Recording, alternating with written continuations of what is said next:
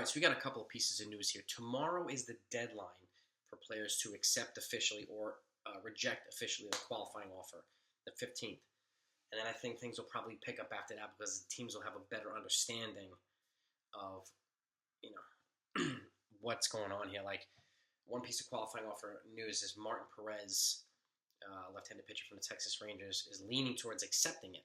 And this is what I'm talking about. Like, guys like him or Chris Bassett, like, I don't understand why certain teams give these guys who would be no more than generally a number 3 starter or maybe even a 4 starter on some high-end teams, maybe a 2 or 3 on some lower-end teams. If you're not a bona fide number 1 or a really hardcore number 2, it's going to be really hard for a team to give up what they might have to give up.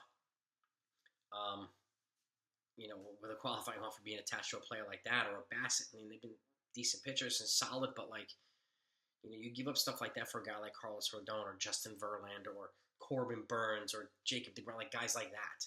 So I think these are the types of things. And I mentioned this recently where sometimes offensive players, I think it might have happened with Stephen Drew and a couple other folks, they got these qualifying offers attached to them and then nobody signed them. And then you have to wait until the qualifying offer period expires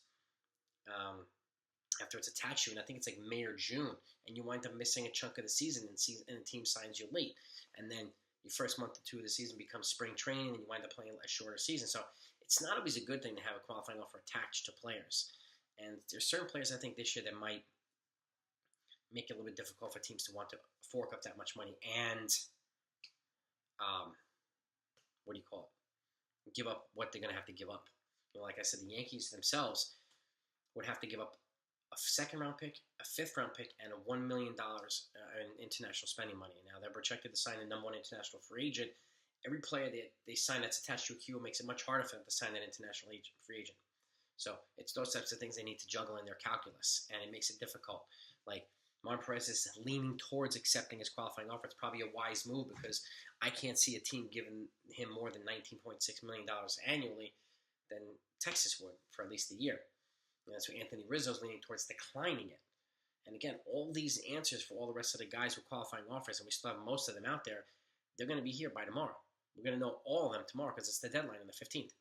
So, and then I think things will pick up a little bit more in free agency because, again, teams will understand, okay, this guy accepted, I was hoping, whatever, blah, blah, blah. So it changes teams' game plans with stuff like this. So, and again, things will start to pick up as well. And, but another piece of free agency news, not free agency, but news, the Chicago Cubs have officially released Jason Heyward. And after his 8-year, was it $160, $180 million deal, whatever he signed with them, he's on his last year coming this year. He's got $22 or $23 million on the books. They're going to have to eat that. So they officially released him. They're eating it because I don't think they're going to find a trade partner. So any team that does sign him to whatever type of role, they can get him on the league minimum. So benefit to the team signing him. When you're officially released, there's nothing attached to them. So, and so he might be available. I mean, some team might pick him up. He does have some really good leadership intangibles.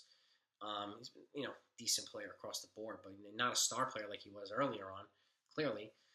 But those intangibles, they come in handy for teams who need leaders and then mentors and things like that. And he was a class guy, Jason Heyward. So, and if he retires, I wish him well. But that's the news right now.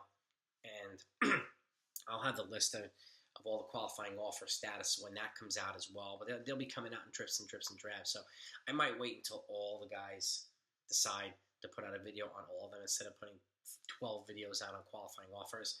I'd rather save those videos for the breaking news signings, which are they have more teeth in them. They're more fun. They're more interesting. They're more impactful. You know what I mean?